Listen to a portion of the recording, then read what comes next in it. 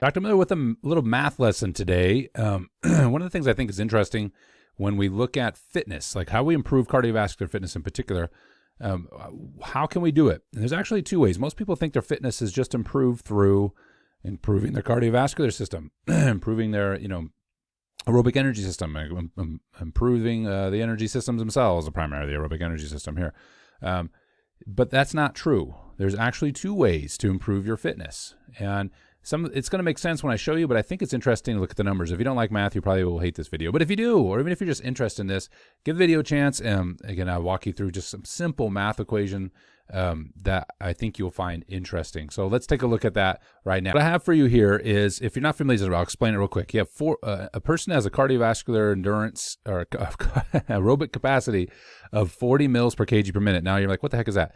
If you're not familiar with this terminology, this could be somebody's what's called a Vo2 Max, volume of oxygen consumed. That basically describes, if you look at it, mLs is volume of oxygen, and kg is the how big the individual is, and minute is a rate. So this is a rate of use, right? This is how much oxygen can you take in and utilize during a bout of exercise, okay, maximally. Right. So once we get moving really fast, I'm going to talk about this in another video, but the rate limiting factor for most people that are not elite endurance athletes, like the coach always says, your lungs gave out. Well, that's not true. At least for not most people. It's actually your cardiovascular, your heart basically, it can't keep up. So you're pumping blood around so fast that you can't get the oxygen that's put into the lung, into the bloodstream, through the lung, and then down to the working skeletal muscles fast enough. Your heart's just not strong enough to do that. Now, surprisingly, one of the things that really helps, you've heard of blood doping before. People take the blood out, freeze it, and then put their blood back in. Don't do that. It's illegal and dangerous.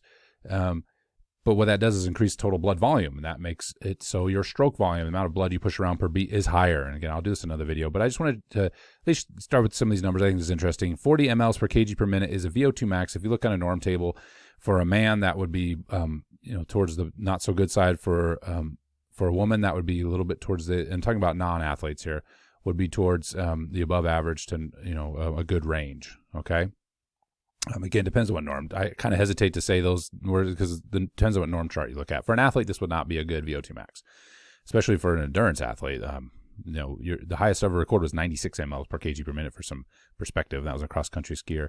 65 usually gets you in the door as a professional cardiovascular athlete, aerobic athlete. Every athlete's cardiovascular and every athlete's aerobic, but endurance athlete, how's that? Got to start using the correct terminology here. So anyway, 40 mLs per kg per minute is the amount of oxygen that can be used by a unit of body size per minute. So the more oxygen you can use, the higher this number is going to be. So, the fitter you are, this number, 40 in this case, will become higher and higher and higher. This is called a relative number because it's relative to body mass. It's like saying, how much do you bench? Oh, I bench 400. Well, how much do you weigh? I weigh 400. Well, that maybe not, even though it's a decent bench, it's a good bench. It's not impressive as somebody who weighs 200 pounds that benches 300 pounds, right? So relatively, that person that is lighter and benches over their body weight is more impressive in a relative term than the person who benches more in the absolute term. We're going to use both numbers here. I know it's kind of, it's like gross and net, right? To some degree, right? Gross is your absolute, right? Net is what you got to take out. You can't, you got to count it relative to the amount of taxes they take out of your paycheck, which is like 100% these days. So anyway, that's a loose, it's not as tight of an example with the gross and net, but I'm just trying to frame this idea of absolute and relative is what really is important. Those are more appropriate words. All right, so if let's say a 100 kg person with 220 pounds had a Vo2 max of 40 mLs per kg per minute.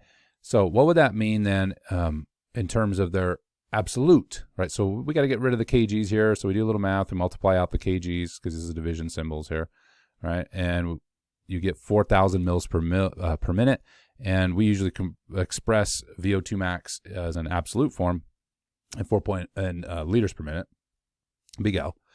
And so we got rid of the kgs, and so the absolute term would be 4.0. Now, if somebody weighed 300 pounds and had a Vo2 max of 4.0 versus somebody who weighs 120 pounds and has a Vo2 max of 4.0, it's the whole bench press example.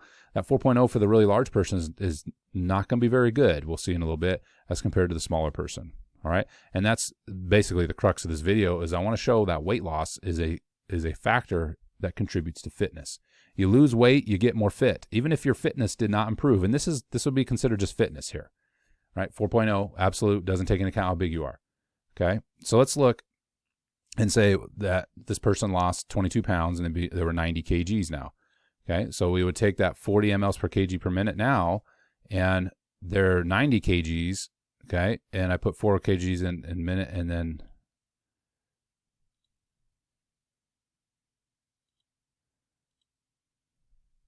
just a little slideshow here.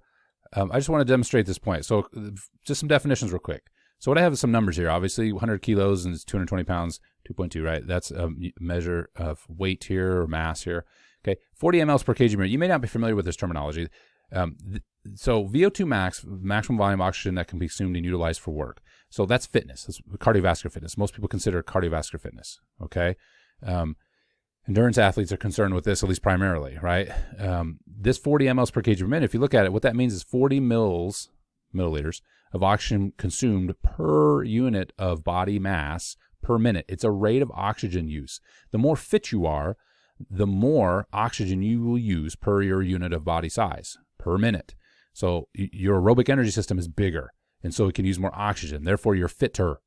This is a relative unit or relative measurement here because of the kgs. It's built on somebody's body. So it's like saying you bench 400 but you weigh 400. That's not as impressive as you bench 400, you weigh 200, right? If you weigh 200 pounds and bench 400, that's 2 times your body weight. If you weigh 400 and bench 400, that's only 1 times your body weight. So you can have a really high absolute fitness score, which I'll look in a second, but if we factor in your body weight, it's not very high as compared to somebody who has maybe even a comparable or even lower absolute cardiovascular fitness level, but they're smaller. Therefore, they're using more oxygen per unit of body mass. Just like benching, you're strong pound for pound, you're stronger than somebody else who only can bench their body weight. You bench 2 times your body weight. So hopefully that makes sense. So I just want to demonstrate in this slideshow, there are 2 factors that in play here that change, that can help promote better fitness. And so what I did here is we took 40 mLs per kg per minute, amount of the volume oxygen utilized per kg per mass per minute, and I said, okay, let's figure out what the absolute is. And so we just do some math here. These are division signs, and we just multiply out the 100 kgs,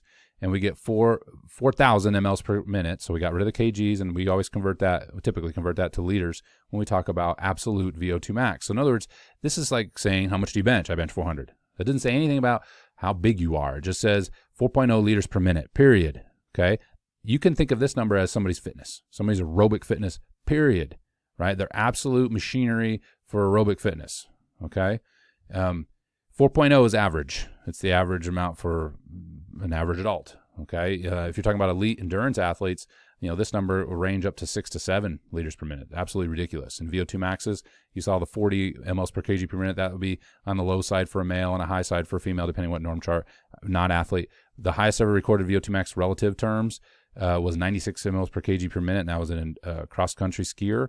To be a high-level endurance athlete, you got to be around at least 65 mLs per kg per minute. So that'll give you some range. Your average weightlifter is around 45, which isn't bad. Your average field court sport athlete is probably in the mid-50s. So just some range here. But this 4.0 now is like saying how much you bench. Well, obviously you can improve this by training. You can get your fitness level up by doing aerobic training, whether that's HIIT training, whether that's your continuous training, whatever it is. This can improve, and therefore that would improve your relative score. This is an absolute measurement. The relative score was the one I showed before. Now I'm just saying, I just wanted to show, what if somebody was 90 kg and still had that same 40 mLs per kg per minute? Just what would their absolute fitness look like? Okay, so they have the same relative, but they're smaller. What was their absolute? Their absolute was actually 3.6. So I took 40 mLs per kg per minute again. This time multiplied by 90 instead of 100 because this person was 90 kilos. And their total fitness is less. So what this means is, in a relative comparison, both individuals will be 40 mLs per kg per minute. Okay? One of them weighs 100 kg and the other one weighs 90 kg. But the one that weighs 90 kg, right, is obviously lighter, and they have a lower absolute. They have a lower absolute fitness level. What's the difference between the two then? Well, the bigger person had to have a higher absolute fitness level in order to make up for being bigger. And that was on the order of 0.4 liters per minute. Okay? So there are 2, and I'm going to show a better example of this in a second. There are 2 ways to gain aerobic fitness, and what most people think of as just fitness. Number 1 is to improve your absolute number. Okay? 3.6 in this case. So if this person went to 4.0, we'll see what happens. When that happens, if the person stays the same weight, that will improve your fitness in the relative sense, which is the one we're usually most concerned with. That'll show up when you're actually training. Or you can lose weight. Okay? So this person here, they have the same 40 mLs per kg per minute. The unit that we're really interested in, sometimes that's set to fat-free mass, by the way, but we'll just leave it here for right now. But their absolute fitness is lower. But why are they just as fit as the other person that weighs 100 kilos? Because they weigh 10 kilos less. So if you really want to get fit, you would do both. You would lose weight and improve fitness at the same time. So I just provided another example. Let's say somebody had a Vo2 Max relative of 35 mils per kg per minute, and they weighed 100 kilos. What if he lost 20 pounds? Okay, what if this person lost 20 pounds? What would that look like? Sorry, a little blip there. What if this person lost 20 pounds, though? So the original Vo2 Max was 35 mils per kg per minute multiplied by 100 kg. So we're just getting rid of this to figure out what their absolute is. Their absolute Vo2 Max is 3,500 mils per minute. Now we could put that down to 3.5 liters per minute like we did before. But let's just leave it here because we can just now say this person is 90 kilos instead of 100 kilos. They've lost a bunch of weight, okay? 22 pounds, all right? And so now we're going to divide 90 back in. This is a division sign here. We're going to divide 90 back in to get to our kgs per minute again. And this time they're 39 mils per kg per minute. Their original was 35. They've gained 4 mils per kg per minute by losing weight, by losing body weight, with no change to their cardiovascular fitness. No change to cardiovascular. Now, this is like, well, you know, of course you feel this when you lose weight, but I think it's just interesting to look at this by the numbers. We actually see improvements in cardiovascular fitness. So let's do this again. Let's say we did both. So 35 mils per kg per minute was the original fitness level, relative fitness level of this 100 kg person. We'll get rid of the 100 kgs and we got 35 mils per minute. What if we just said they got fit too? They not only lost weight and went down to 90 keys, but they also improved their fitness, their absolute fitness. They got fitter by an order of 500 mils per minute. So in other words, 0.5 liters per minute. They went from 3.5 to 4.0, your average fitness level. Now they've gained fitness and they lost 22 pounds. What's their new Vo2 Max now? 44.4. They've improved by an order of almost, a full 10 mils per kg per minute by losing weight and gaining fitness. So I don't know if this is interesting. I like numbers, so maybe this is boring and like there's going to be like 3 people who watch this, but I just think this is interesting to think about. You know, by the numbers, how has fitness improved? You could just sit around and lose weight and not have any changes in your fitness level, and you will see gains in your relative fitness. So your absolute fitness doesn't change at all. You don't add any more blood volume. You don't improve your aerobic energy system. None of that changes. But you just lose weight. You're going to improve your fitness. If you just improve your fitness and you maintain your body weight, okay, that might be important for athletes, right? If you maintain your body weight, it might be important for anybody, but I'm just saying if you maintain your body weight and you gain fitness, you are going to become better, improve fitness. So you improve your absolute fitness, your relative fitness is going to be better, which is the one we're interested in. Obviously, you can work on both. Lose weight and gain absolute fitness, and that'll show up as your relative improvements in your relative fitness like I demonstrated here. So again, I don't know if that's interesting to anybody, but if you're an endurance athlete, this is why being lean and mean is helpful. Not only improving your aerobic fitness, but you're also getting leaner. There's any athlete, anybody who wants to do anything that's a high level or you just want to feel better, right? Improving both is valuable. So while being fit, a lot of times we get fitness and we don't want to do weight loss or vice versa. There's a value in doing both, getting fit and losing weight. I hope this was helpful. If you like this video, like it. If not, then don't. Subscribe to my channel.